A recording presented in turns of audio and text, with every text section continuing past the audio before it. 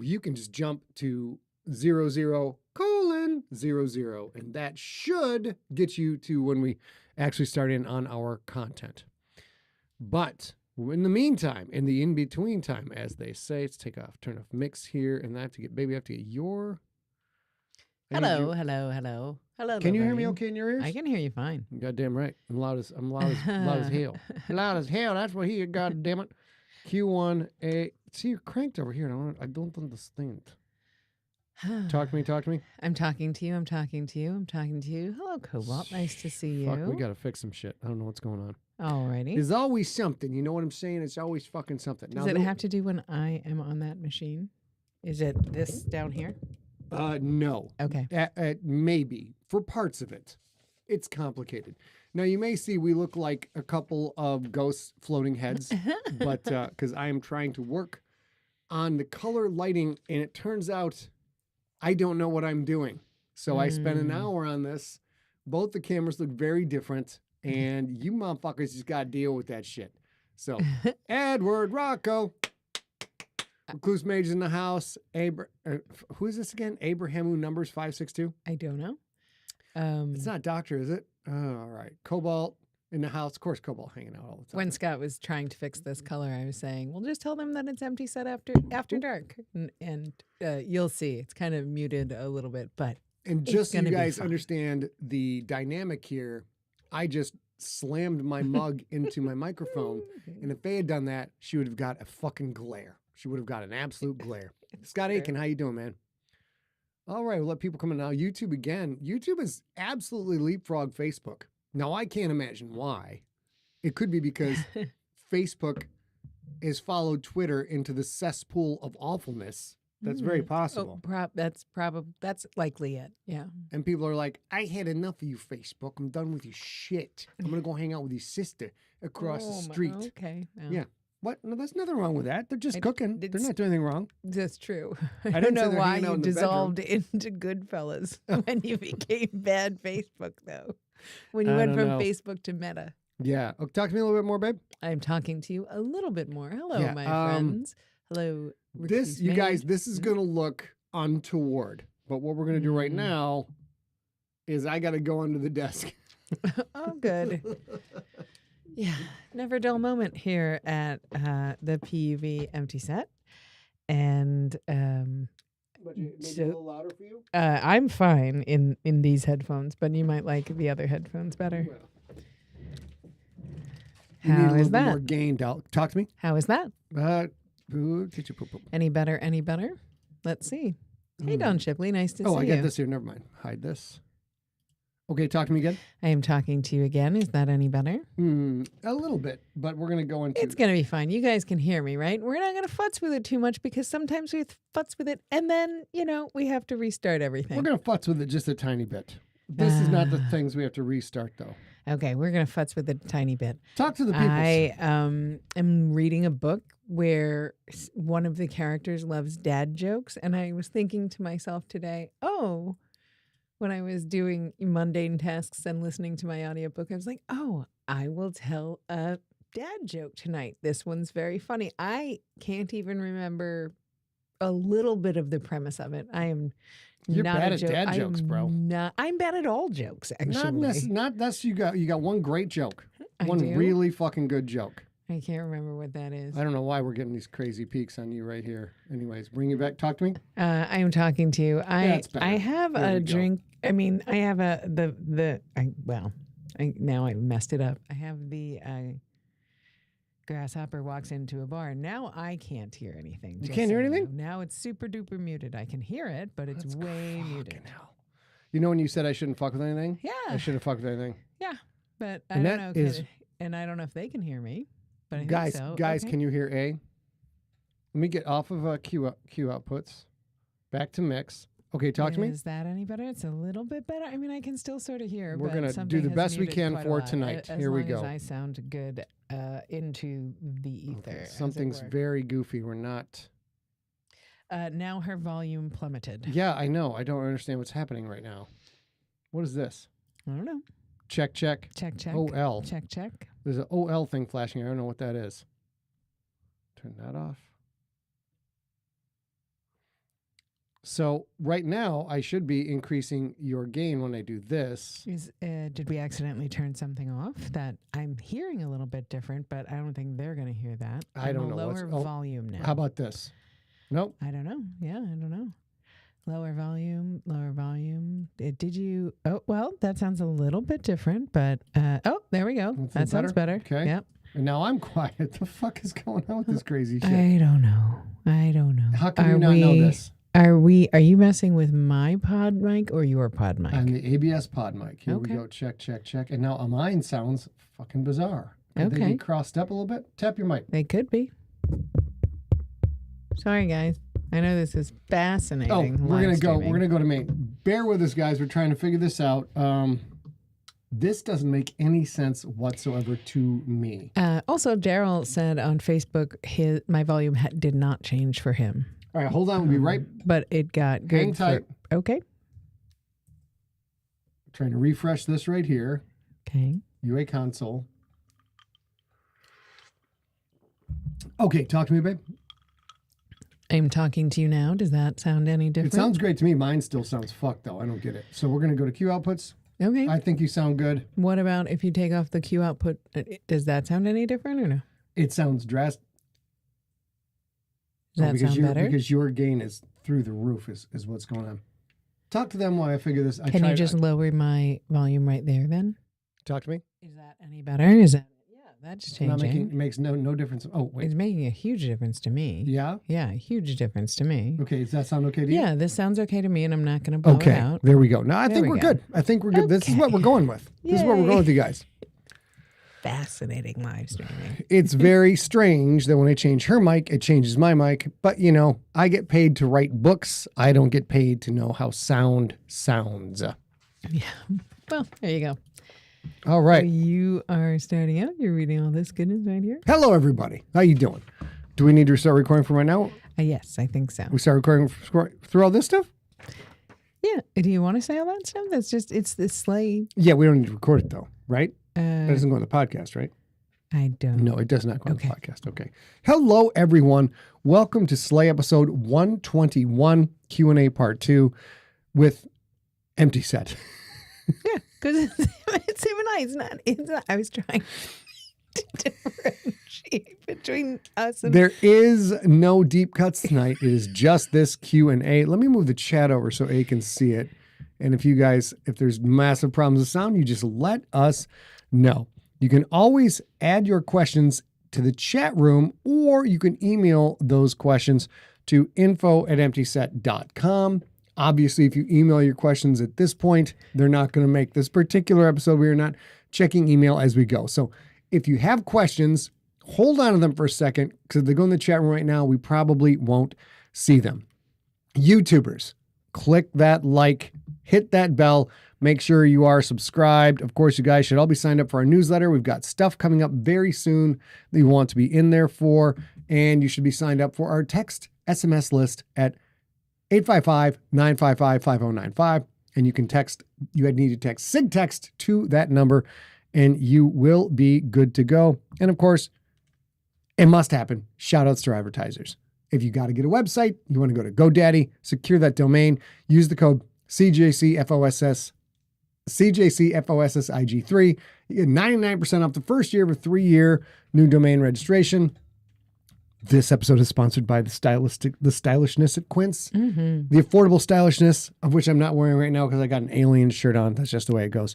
And if you do have a small business and you mail anything, you make anything, you ship anything, you do anything goddamn involving the mail, you're going to want to go to stamps.com. And when you sign up, use the code Sigler100. Mm-hmm. You'll save a bunch and get a permanent discount on your USPS postage for quite some time. Bruce McLaughlin misses the gore line. Dude, when did we put the gore line in the grave? We actually did a blog post with a gravestone for the gore line. And what happened was there's not an easy evergreen way to do that anymore. You can have a Google voice number, but it's not necessarily evergreen. There's all sorts of issues. So there was a bridge in the ability to get the number that's actually printed in books and stuff. So we sunsetted it instead. Yes, Steve's trying to give us audio correction on the fly. It's one of those things that worked perfectly fine last week, and now it is completely different. Or 2 weeks ago, right? Yeah, 2 weeks ago. What are you up to over there? Well, Need some slack? yeah, I just gotta do this because it keeps hitting the poles. But also, you keep running into my mic, so I'm not sure. Okay. Let me mute your mic before you move physical things near the mic. That would help. Okay, sorry about that. You ready? I am. Now you're ready. Okay, Yep. good. Okay, good. We're gonna go check out get our logic up, and there we go. Boom, boom, boom. Now I realize the issue. What? I prepped this for sleigh, and there's not the "Hi, I'm Scott Sigler" part. Can you just wing it? The entrance to the Q&A? I can wing it. Okay, thank you. I can wing it. All right, we'll figure that out.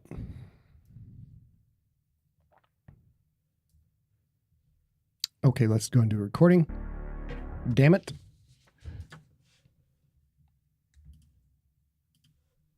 Okay, babe, give me a second to talk here. Now you talk. I am talking. I am talking. I am talking. Okay, we need to we're not going to take a break. We're going to work through this. I have no idea what's going on at this point. All of a sudden, you are through the roof, and when I bring you back down, I can't hear you at all. So entertain the folks. I can also say, should we do what we did last week? And I don't know what that is. Like tear it rip it down from YouTube or whatever? No. Okay. That has nothing to do with what's going on right now. Okay, just asking. We can do that. We might do that. But for now, okay, just chit chat. Okay.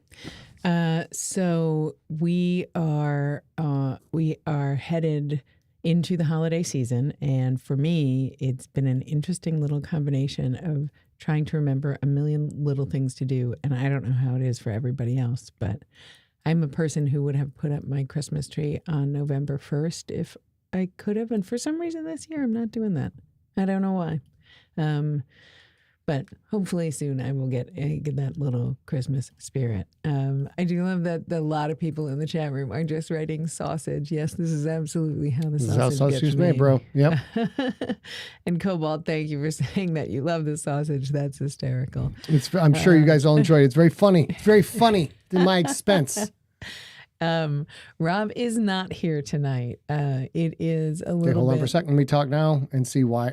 Because your gain is way up. Keep talking. It is a little more difficult for Rob because it's a little later in the night for Rob, and he of course has a day job that he goes to early for us, earlier than we'd go to our job. So 2 weeks in a row is a lot. So we front-loaded most of the sleigh questions. There is, I think, one or two questions that I would have loved to hear Rob and Scott's take on, but I kind of front-loaded all of those into last week. And then there's just one that's come in that specifically asks Rob's opinion, and Scott will probably have to make a decision on that behalf. Let me try this real quick. Here we go. This may fuck everything up.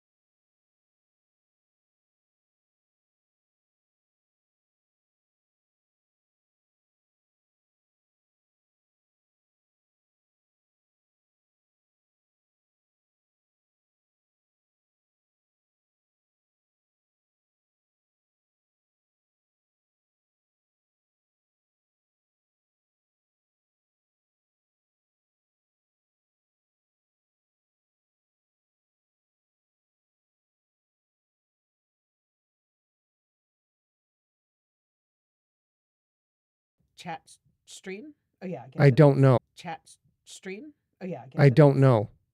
You're going to... You see? Yep. Yep, there you are. There we go. You're good. Okay. I think people can hear us now, I guess. I don't know. Right. Audio is back. Yeah. There we go. Sound is back. Can you hear me? I can hear you. I can hear you fine. There you go. We're going to go with this right here. We're not touching another goddamn thing. We didn't lose anybody. That's great. Looks like we didn't lose anybody. So I don't know how that part works. We quit the thing that sends the stream to Facebook, YouTube, etc. Why you guys still had a stream when I quit the thing, I don't know. When it literally said, hey, this is going to kick everybody off, we're like, all right, I guess we got to do it. Here we go. Cheers. Well done. We're going to get into it now. Let's Good go. job not getting angry. Wade Stitt, how you doing, brother? Brothers all. All right, you ready, babe?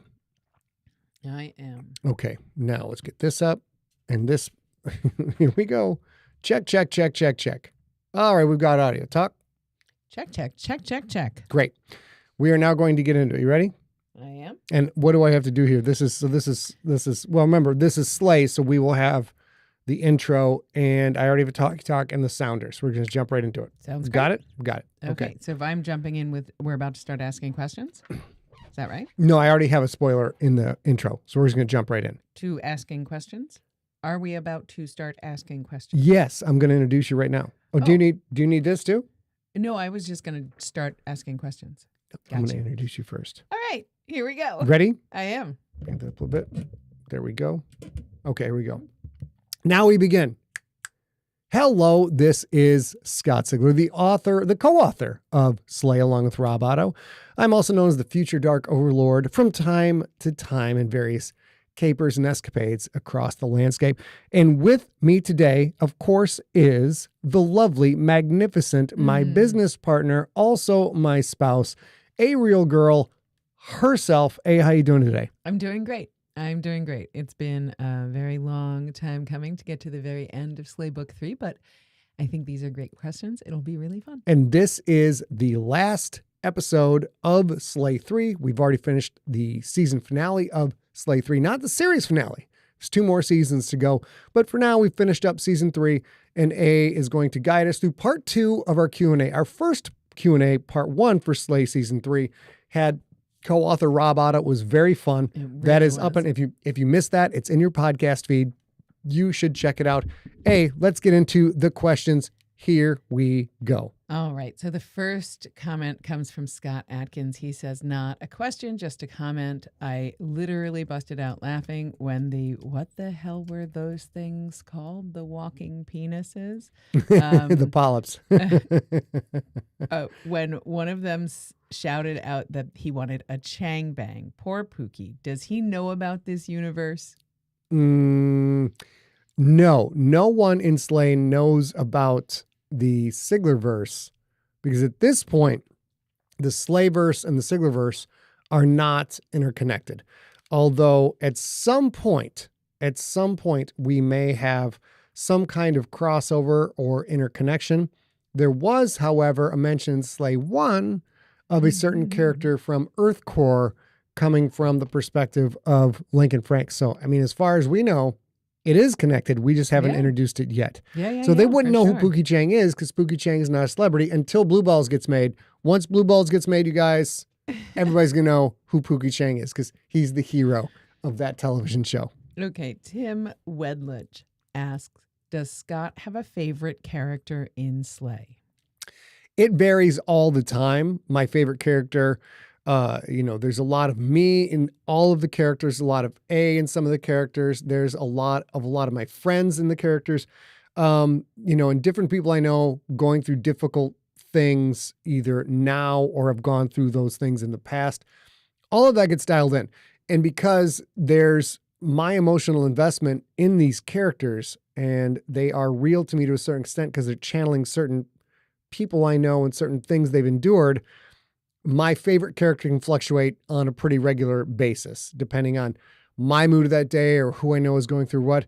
But overall, my favorite character is Bingles and Dragon. My favorite 2 characters are Bingles and Dragon. I like Bingles because Bingles is the one character in this book who is absolutely living his true, honest life. If you look at all the things that Lincoln's going through and Magda and Billy, there's all this internal emotional turmoil and there's things they want to say to people, but they can't express it or they're afraid they'll get laughed at or marginalized. So they keep a lot of it to themselves and they feel bad about themselves a lot of the time, like many of us do.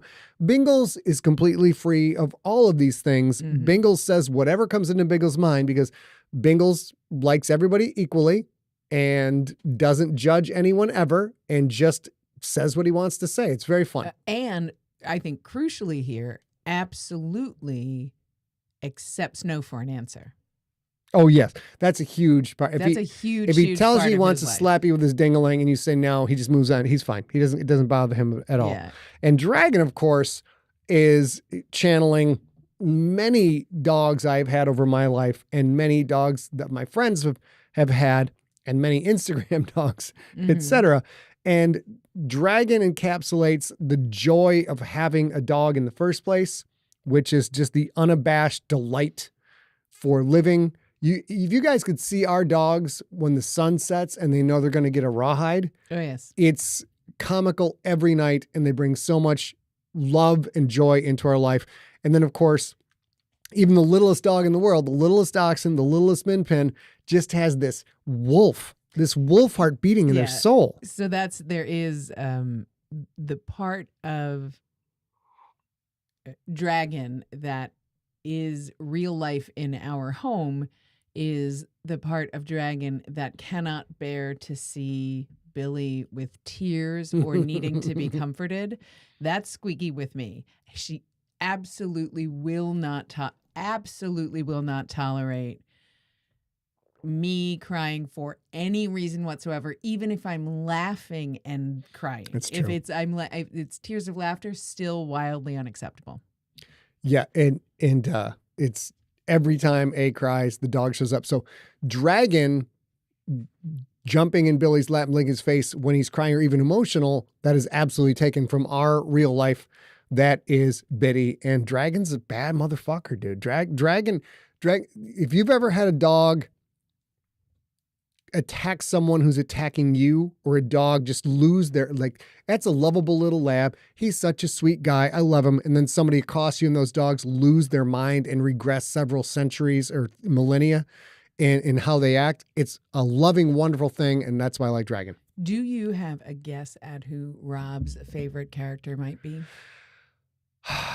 I think Rob's favorite character's got to be Not So Tiny Tim. That'd be my guess. Rob actually is, there's a lot of Bengals. There's a lot of Rob in Bengals. And I don't mean that from the biblical sense. Rob Otto is a guy who is extremely unabashed in saying whatever is on his mind. And I have hung out with Rob for 40 years now. I think that's the ballpark. And Rob is that person you go out with who, oh my, well, somebody needs to tell the waitress that dress is just looks so good. Rob, go right up, have no compulsions at all about saying it. And Rob has that Bengals thing where if Rob hits on a person and they're not interested, doesn't bother Rob at all. Rob's like, hey man, I shot my shot and she wasn't interested. It's all good. But I actually also think that Rob has this thing going on in general in his life where, because I've watched you guys have conversations where you both have an outcome. He talked about this last week. So spoiler alerts if you haven't heard last week's Slay episode. Billy was supposed to be not as durable a character as he turned out to be. And that was one of the things that Scott and Rob differed about. So I've heard them have conversations where they both have an outcome the other doesn't want. And even in those cases, he's always willing. He always shows up to fight a fair fight and he always fights a fair fight and he'll only accept a fair fight too. And I love that about him. Yep. All right. Let's get on to the next question. All right. So Liz Gasky says, Slay is a lot of fun, and it seems like it's a lot of fun for you guys to write. What's the hardest part of the artistic process for something like this? The hardest part of the artistic process for Slay is very related to what I said before about how my favorite character can fluctuate from day to day, from moment to moment, is there is so much genuine angst and difficulty and personal trauma within these characters that as you continue to develop them and they become more and more real, like I don't want Magda to hate herself because she can't get out of the church. I don't want her to beat herself up over and over again because of things that happened that were beyond her control. I don't want Lincoln to be so oblivious to the feelings of those around him. And I also don't want some of his absolute selflessness that he will go to the mattress for these people in a drop of a hat. I don't want that to go sort of be misunderstood or unrecognized. I don't want Billy to have difficulty adjusting to the fact that now he's a grown-ass man in a grown-ass world and nobody was ever there really to show him how that works. Those are the parts of my writing, not just in Slay, but across the board, that really kind of suck. You know, if you're going to tell an honest story and you're going to let these characters be who they are, and these characters are influenced by real world acquaintances and people that you know, when those characters are just tearing themselves up, it's yucky and it's gross and I don't like it, but that's part of the story. So that is the hardest part of Slay. It's the hardest part of every single story. All right. Do we have anything in the chat room? We'll take a look. Give me the next question. I'll take a look. Okay. This is sort of a long question, which is why I was asking. So William Price wrote in and he said, Scott A., Rob, you all rock, but now to get upset about something that Scott and Rob wrote.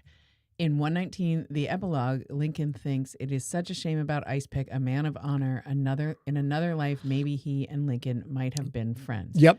And William says, what the fuck? I was shocked at this. He says, in the final fight scene, after Ice Pick had admitted defeat, he then calls Herbie against the agreement, and Herbie almost kills Lincoln and Dragon. That is not honorable, and I cannot see Lincoln forgiving that. Now, that is a shortcoming of my writing. This wasn't Rob's fault. This was my fault. Is what I was going for was that Ice Pick was so beat up and had his bell rung that Ice Pick had a moment of weakness. It wasn't that Ice Pick was trying to cheat. Mm-hmm. It was that Ice Pick had his arm broken horribly, had been cut in the face, punched him, and just had his bell rung, and he was a little bit loopy. And in Ice Pick's time of need, when he desperately needed someone to be there for him because he was afraid and scared, because it was a fight to the death. I didn't communicate this part as well. It was a fight to the death. He lost. He thought he was going to die. And while there's a lot of Bushido shit going on in Slay, it's not straight up samurai. Like he was human. He had a moment of weakness. And in his confused, dizzy, beat up state, he called for the one creature in the world that he knows will help him no matter what. He called for his buddy to help him. Who he calls his best friend. Yeah. Who is his familiar, and everybody recognizes as his familiar. And those two things, that is the same as, in a way, calling for comfort. That's a moment of weakness and hoping for some comfort as he dies. Yeah. And I did the tail end of that pretty good, that when Herbie is fighting Dragon and the building's on fire and Lincoln has gotten Ice Pick out of the fire, Ice Pick doesn't cheap shot Lincoln, doesn't stab Lincoln, doesn't pull out a secret gun and kill everybody there. Ice Pick is honorable in the tail end of that, when he has lost the fight and he's only alive because of Lincoln. So I sort of missed, as a writer, I missed that bridge part. I didn't get any dialogue between Lincoln or Ice Pick or any thoughts on Ice Pick that are like, I can't believe I did that. That's not who I am. But you know what? I was panicking. I was afraid for my life and I didn't know exactly what was going on. So when we do the final draft, which will be the book and the final audiobook and the ebook, you will see that particular exchange touched up a little bit. Rob and I have talked about it. Big John Viscara, who was our continuity editor at Empty Set, emailed literally the day after I did that episode. I was like, hey, this doesn't work for me. And I was like, I can see what I did wrong. So we go through and we fix it. Yeah. And I was going to mention that this, what we hear is by definition a first draft. So those Yeah, sorts of things it's a are polished important. first draft, but there's several things that get fixed in the process. Somebody said that was a good question. I agree that was a good question. Scroll that up a little bit. There's Okay. there it is. This one from David Lamb. Okay. Will Scott be immediately jumping into season 4 of Slay or concentrating on the GFL or Crypt? We will not be jumping directly into season 4. I am concentrating on GFL 7 and then the Crypt book 3. And then I also have the Slay book 2, the Slay season 2 edit to finish that John has already done. So, here we go. There's a problem. And what we're going to do is a new series of short stories, an anthology that is like what do you call that when you go to a fancy restaurant and they give you a thing, amuse-bouche. And an amuse-bouche that is not so amusing for the people in the stories. We're going to tell you guys more about that coming up. And by the time you listen to this in the podcast feed, that will probably already be in the podcast feed.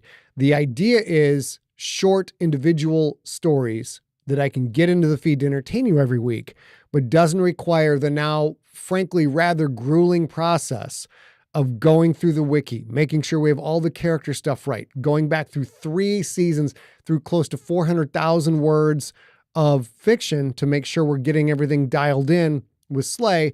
And on top of that, Rob and I have season 4 completely mapped out, but we also have season 5. So there's a lot of things in season 4 that are going to inform season 5. And we have to get that stuff right so that when you listen to season 5, it is good. So it's a lot more work than some shorter stories. So we don't know when we will get to Slay season 4, but we will absolutely get to it.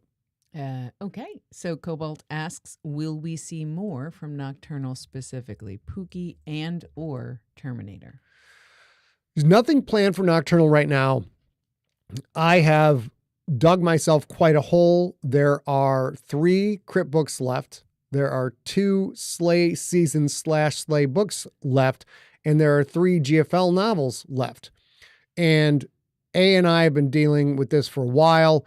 I've had a lot of angst and been tearing myself up a little bit about making bad career choices, in that I have multiple series going all at the same time. Didn't really see this coming when we started these things. Like, we got an opportunity, like, let's start a thing called Slay for the podcast. And, we've got this Crypt book. Let's go sell that to these guys. They're interested in it. We're not done the GFL yet, but having 3 simultaneous series going at once was a really big career mistake. It was a personal mistake because I am not focusing on any one at any particular time. And these are all different worlds, and they all deserve the proper amount of attention to detail, which is why you guys buy my books. So until I finish these 3 stories, we're not going to see anything out of the Department of Special Threats. Mm-hmm. We're not going to see anything from Nocturnal. I have to get these things done. Unfortunately, it'll probably be 5 years from now before I get all of these things done. And then when these things are done, I'm going to write some one-offs. I'm going to not write any series. So no, you will not be hearing anything from the Ninja or Pookie, unfortunately, for quite some time. Absolutely. So we are perfectly open to Slay questions, but we are going to move on to some Siglerverse questions at the moment. Sunny Hall asks, which one of your secondary characters would you like to explore more, and why is it Pookie? Because Pookie's the guy with the great one-liner. Wait. It is Pookie. It is Pookie. That's absolutely, it's always Pookie. It's Pookie and it's Bingles all the time. Because Bingles, of course, the unabashed, honest, here is his genuine, honest self. And if you're offended, he doesn't really care because he's not saying anything mean. He's like, oh, you're sensitive about that? Okay, that's fine. And he will just move on. But Pookie's always the guy that we want to be at the party. Not necessarily like the cool guy or the hot chick who walks in, everybody pays attention to him. Pookie's the person that when people start to get snippy or cut into each other or somebody wants to act superior in any way, Pookie's the slightly chubby, schlubby guy who has that one-liner at the exact right line at the exact right time that puts the person in their place because that person is being rude to other people. And the lines are so meant to be so perfect that the person who hears is like, they just can't, they have nothing because Pookie has absolutely cut them to the bone in a respectful and intelligent way. That is why I want more of Pookie because he's very fun to write. So it takes me weeks to come up with the right Pookie line. I'll put a marker like, got to get this line right. And I'll keep coming back. So what Pookie makes look effortless can take me several weeks to a month, but that's why I like Pookie the most because he's always got the right line at the right time. All right. It is time for a quick break. If you have a minute, please listen to the ads that follow. There are only one or two, and it really helps the show.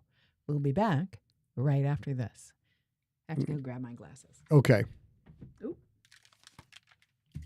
We're going to get Christine's question when we come back. Yeah, Recluse Mage. He's the cool, confident guy. And, you know, this won't make the podcast, Steve. We're going to cut this out till A comes back. But sometimes being the cool person in the room isn't about the looks or the style or anything like that. Sometimes, you know, being the coolest person in the room is this is the nice person who's not going to put up with other people not being nice to other people in the room because they've got all the horsepower under the hood. They can absolutely cut. They've already figured out who you are. They can cut you the quick anytime they want to. They just choose not to until you are a dick. So that's why I think Pookie is very, very, very fun. Bruce McLaughlin loves Pookie. Clues Mage is a cool, confident guy. Yeah, Pookie's a pretty good cat. I would love to get back to that, but you know, like I said, like right now, toiling away on GFL 7, and there's work to be done. You ready, Peanut? Sorry about that, friends. Okay, and we're gonna come back in. Ready? Yep. And then, can you see Christine's question there? Yep. Okay, I'll bring it down. And are you bringing us back in? No, you can bring that back. Okay. And I thought you were asking if I could ask a question. Okay, no. I will bring us back in. Okay. Sorry. Use the actual words. I did use the that words mean a that thing. I was asking, Okay, but I can see why you got confused. Ready? And we are back. Welcome back to Slay episode 121, the Q&A part 2, the final installment of Slay season 3. With me, of course, is amazing a real girl herself. Do we have another question? We absolutely do. This one is from Christine McCullough. She says, did writing Slay reading to us live help write the book? I know that the Slay podcast has had some changes. Scott, have you enjoyed writing Slay? Love writing Slay. Love writing with Rob. It is absolutely a unique opportunity to get to create something this fun with a man that I've known most of my life, that I went to high school with, played D&D with, hung out with nonstop through high school and then through college, was on the wrestling team with. It's just an all around, like Rob is one of the good people out there. He's a genuinely good human being, deeply invested in helping other human beings be the best that they can. And when you get to be around someone like that, that's great. When that gets to be one of your best friends in the world, that is rarefied special air. So yes, I love every minute of doing Slay. I also have A, who gets to read the chapters before anybody else. So I'll be upstairs, she'll be downstairs, and I'll hear her laughing while she's reading. And I'm like, yes, I know. I don't know what part she's laughing at, but I nailed it. Or I'll hear her do this like, oh no. Like when things go bad. And like, if I can, if A's an emotional person, but if I can make A react, I know I've hit it right. There is one more, which is I'll be downstairs and he'll hear me shout, how dare you? Because he will have slipped in a very little bitty thing that he's like maybe sassed me about because I grew up in a bigger city than he did. So I may say satchel when he says backpack, something like that. And that makes him happy too.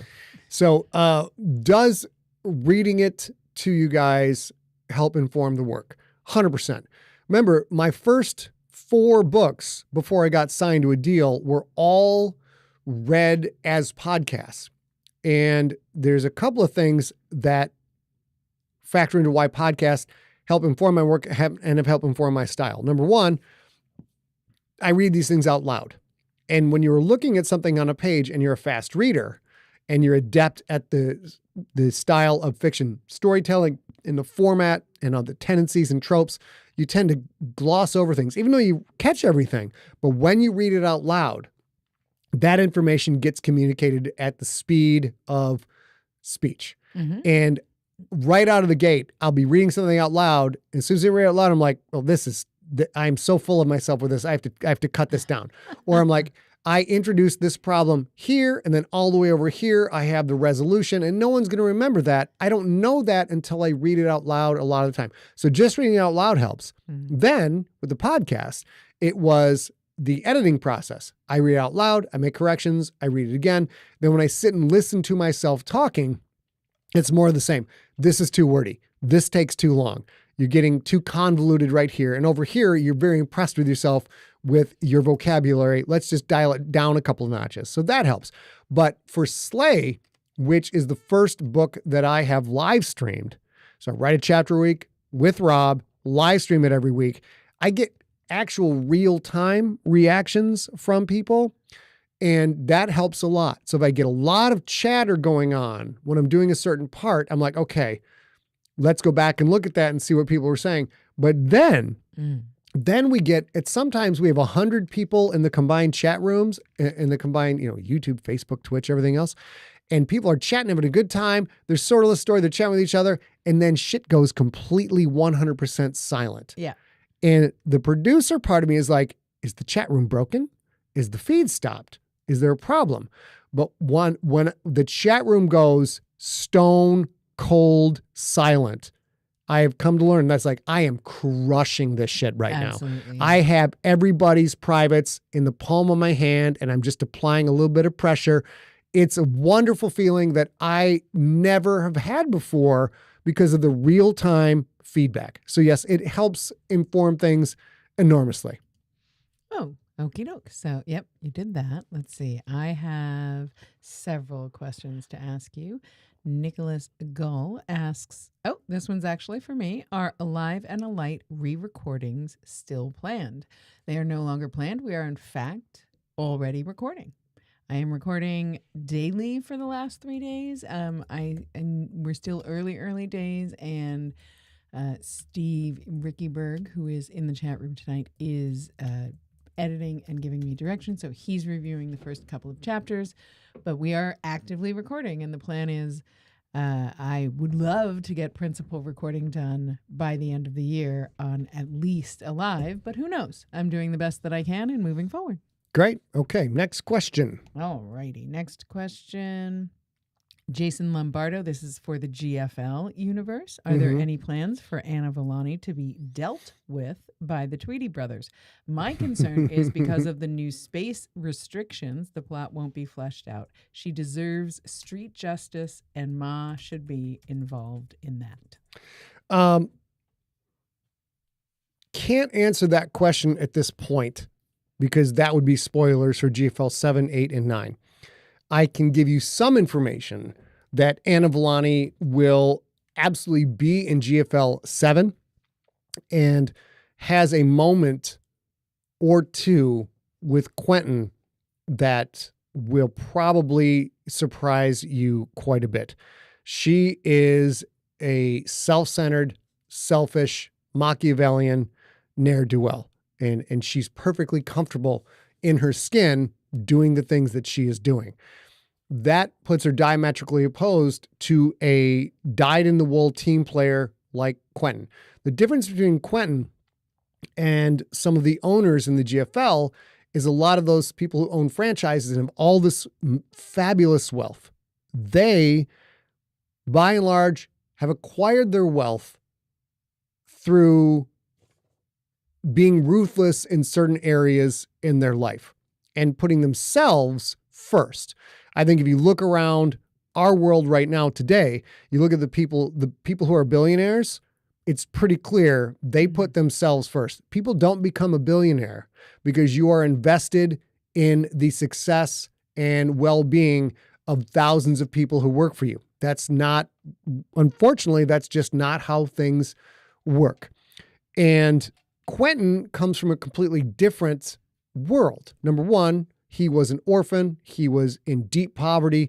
He was literally an indentured servant. And the only reason he has a life other than dying young in the mines is because he's 7 feet tall, 380 pounds, and can throw a ball like 100 miles an hour. He is a phenomenon physiologically, and he works very hard. So it's only because sports have given him this out.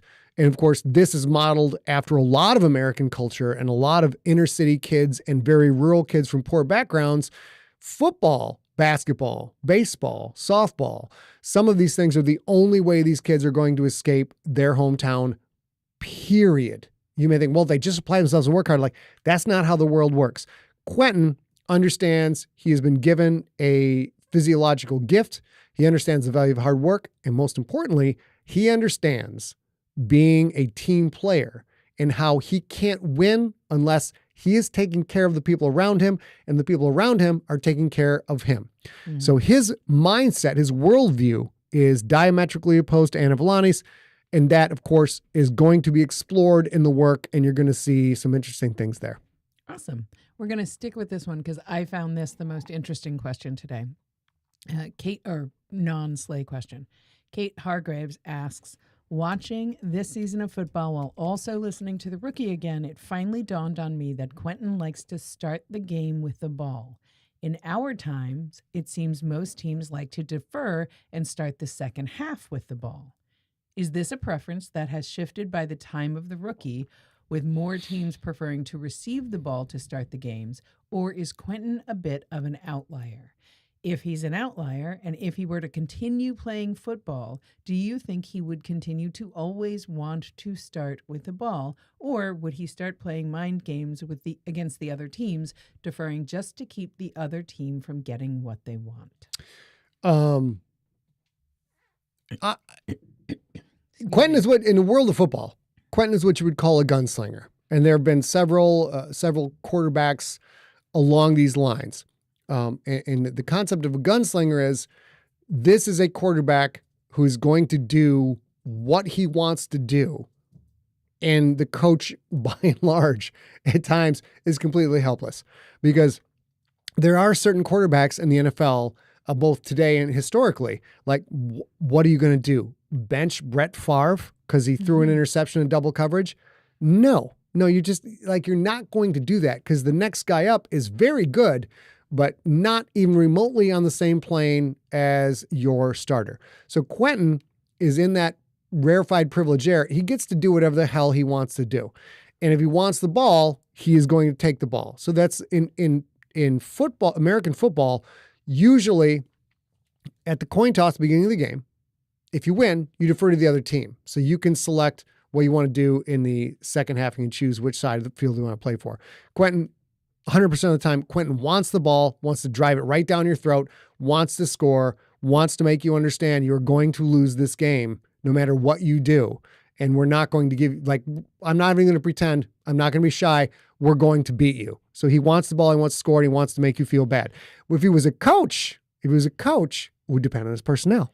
I like that phrase 100% of the time because that is very much Quentin's MO there. Okay. No, right there. I highlighted it. Oh, I see. That's why I pointed. Okay. From Bruce McLaughlin, he says, which of your properties would you want to see as possibly animated versus live action? I want to see GFL as animated because a live action GFL is technically impossible at this point. The amount of special effects that would go into that are astronomical, and there's no way that would ever make money back for the people who put the money into it. I'm also really now wanting to see Slay in graphic novel form or animated form. I think it'd be great. I think you could absolutely do Slay in live action, and I think there are a lot of actors and actresses who would just eat those roles up. And of course, there's shows like there's The Witcher, there was Supernatural, there's Buffy the Vampire Slayer. There's a lot of things you can do with Slay to give it that special effects edge without breaking the bank and doing it necessarily Avengers style. Slay specifically, like Avengers, $200, $300 million films, right? But there are, there's a Daredevil superhero movie or the TV show doesn't cost anywhere near in the same ballpark. Slay's leaning more toward the Daredevil-y side. So I think that could be live.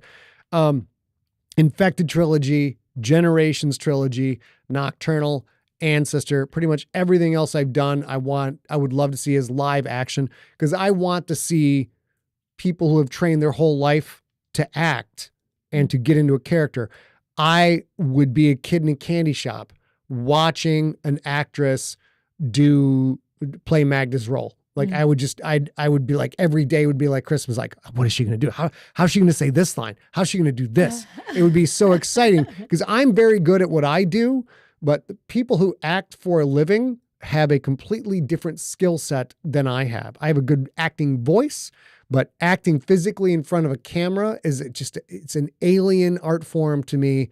And anybody who thinks that shit is easy is horribly mistaken. It takes an enormous amount of training and skill to do that. So I would enjoy that.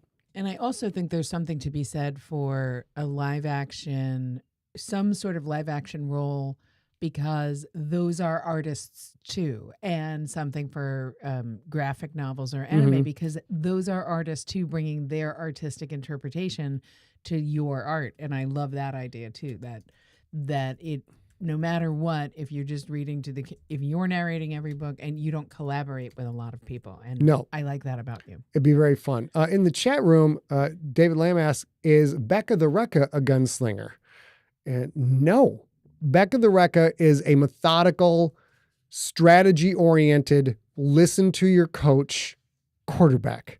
So she has won championships in tier 3 and eventually in tier 1, but in a lot of ways, Becca the Recca is more in the Tom Brady camp. Tom Brady had massive success. Not because he ignored what the coach said, or as Quentin would say, just give me the ball, coach. Coach, just put me in the field. I'll figure it out. I'll take care of it. I'll get it done. Tom Brady was completely about the system that Bill Belichick set up. Tom Brady listened to everything his coaches had to say, incorporated all of that into his body of work. And part of the reason he played for so many years was because he didn't run the ball and take big hits. If he was going to get sacked, he just went down. He threw the ball away. He played field position. He played tendencies. Like, why get sacked for 17 yards when he could throw this incomplete and just punt the ball? Tom Brady was much more of a statistician in using the metrics in addition to his phenomenal intelligence, physical talent. So Becca the Wreck is much more in that camp, where Quentin's like, just coach, shut up. I'm going to call what I want to call. It's a very different concept. Absolutely. So we don't have too many more here. If you guys are watching live and you have them, please put them in the chat room around now. Brian Jones asks that the NFL seems to often be embroiled in controversy, from head injuries to accountability for off-field antics or bad behavior. What is your opinion on these issues, and what are controversies in the GFL universe where crime seems to be okay? Okay, this is something I've given a lot of thought to over my entire lifetime of watching football. There are over 1,000 players in the NFL.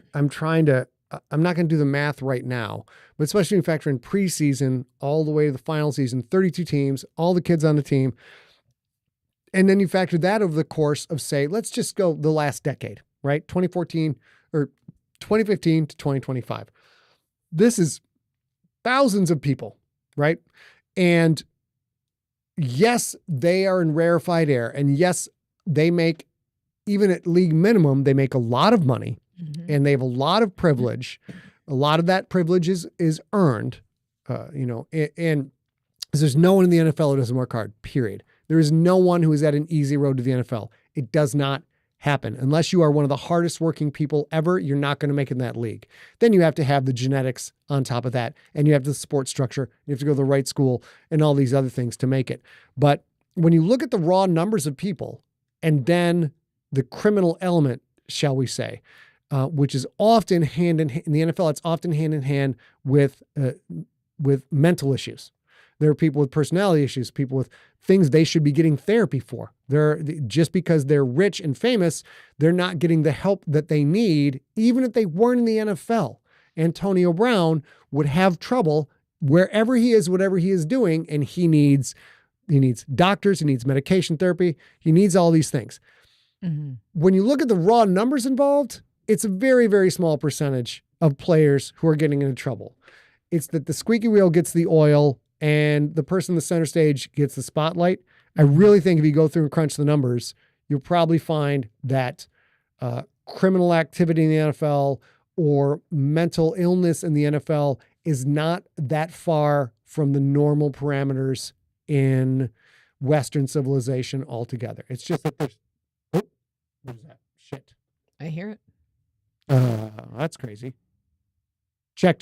Okay, we're back. So we need to Wrap it up. We need to wrap this up because I don't know what's going on right now. Yep. So let me finish that. Steve, I'm finishing that.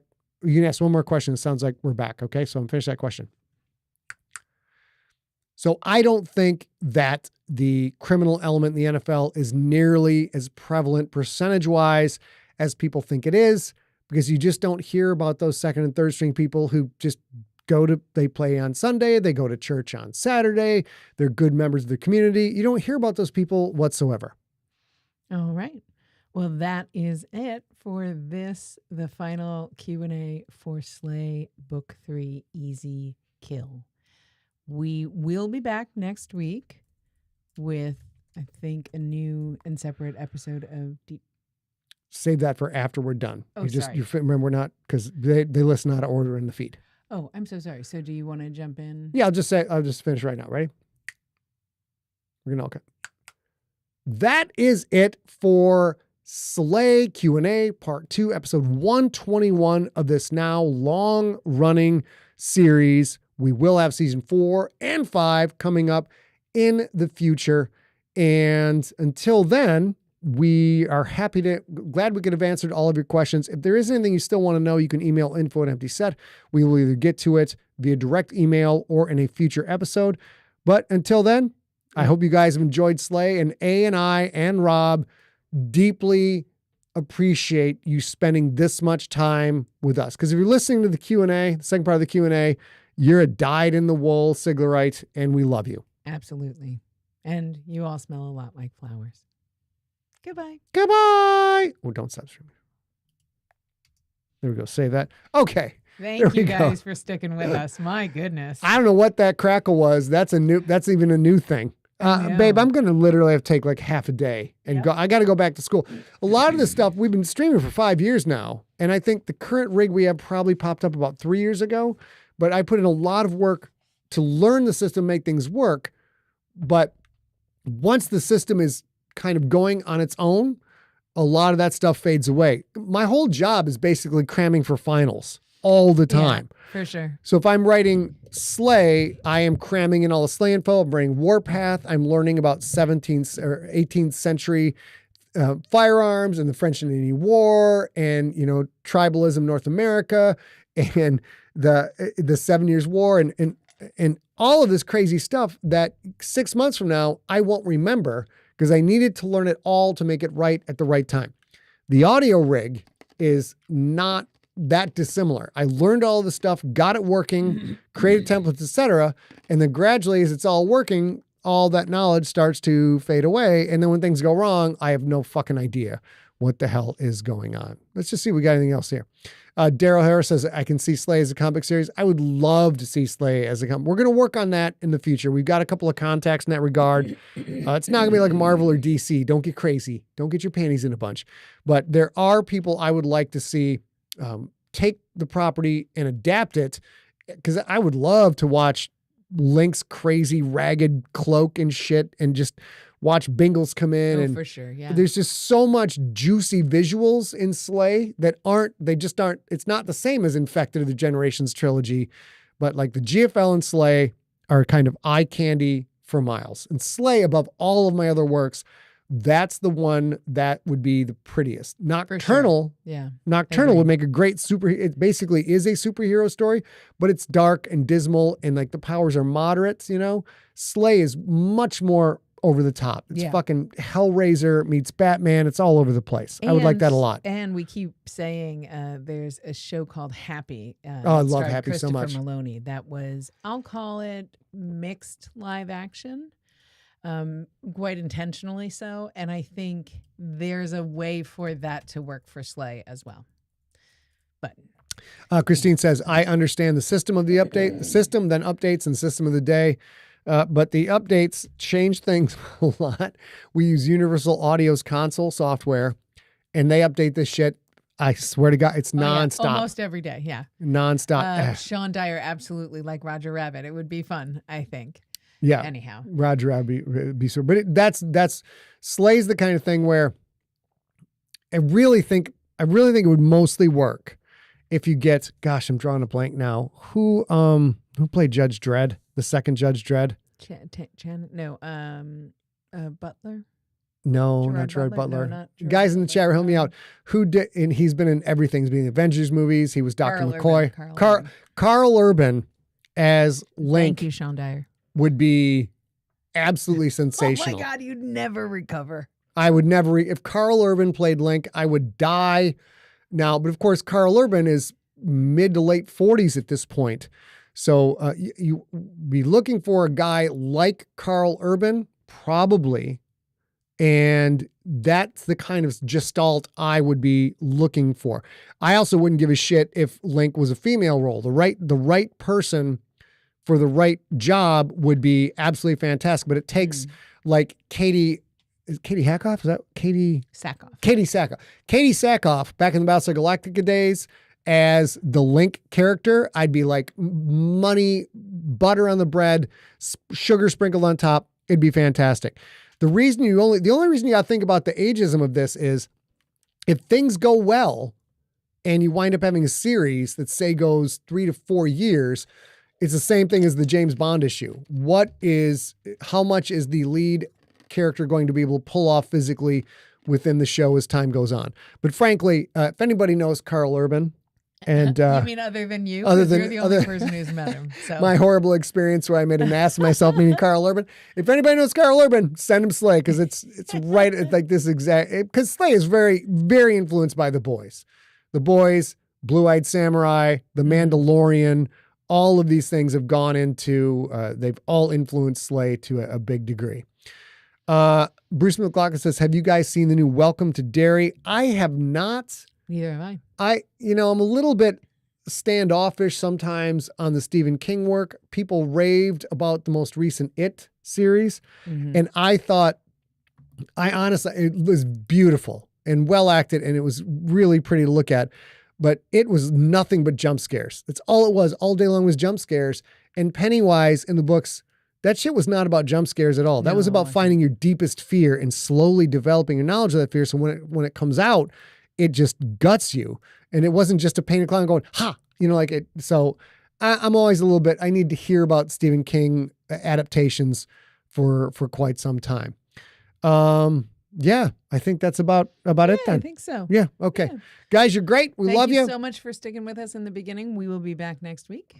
Now we're back over here. And sorry about the technical difficulties. I now have to go back to school and learn all of this shit all over again. And it makes me mad. Hopefully we will have it sorted by next week and we hope to see you guys then. Goodbye. Wait, you good? That's okay. Yeah. Goodbye.